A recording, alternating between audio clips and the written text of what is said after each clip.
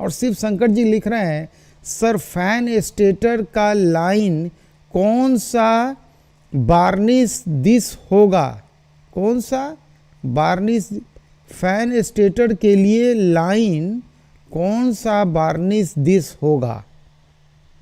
शिव शंकर जी थोड़ा सा ठीक से नहीं समझ में आया, लेकिन अगर आप वार्निश और स्टेटर की बात कर रहे हैं तो एक काम यही कीजिएगा, अगर बढ़िया क्वालिटी का जो मैं वार्निश यूज़ करता था उसमें सर 1 लीटर वार्निश में 5 लीटर पेट्रोल को मिक्स करता था, उसको एकदम पतला कर देता था।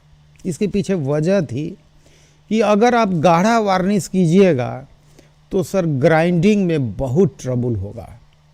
जैसे आप वार्निश करने के बाद आप स्टेटर को ग्राइंडिंग व्हील पे जैसे डालेंगे तुरंत व्हील जो है सो वार्निश से लपेट आ जाएगा, अब फिर तुरंत ड्रेसिंग करना पड़ेगा।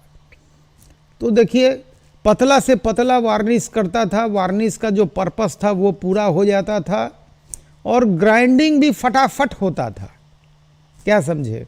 तो अगर आप इसकी बात कर रहे हैं, आपने पंखा उद्योग किताब ले रखा है, तो जो उसमें जो पाउडर के निर्माता सप्लायर हैं वही वार्निश बनाते हैं, वही टोटल केमिकल भी बनाते हैं जो पाउडर कोटिंग के काम आता है। जनरली अगर कोई एकदम 7 टैंक का ट्रीटमेंट करना चाहे तो आप उनसे 20 लीटर वाला टीना वाला वार्निश लीजिएगा। सर 1-1 लीटर का पैकिंग तो वो बनाते ही नहीं है, क्योंकि उनका माल जो है वो डायरेक्ट रिटेल लेवल पे सेल नहीं होता है 1-1 लीटर 1-1 लीटर।